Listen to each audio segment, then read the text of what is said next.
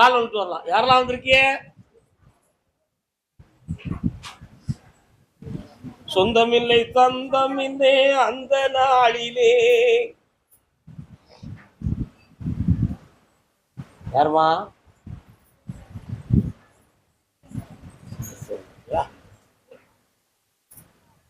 ஆனந்தமா என்ன பார்க்க வந்துட்டிய. இவ ஆரோக்கியத்தை பத்தி என்னைக்காவது நீ யோசனை பண்ணது உண்டா?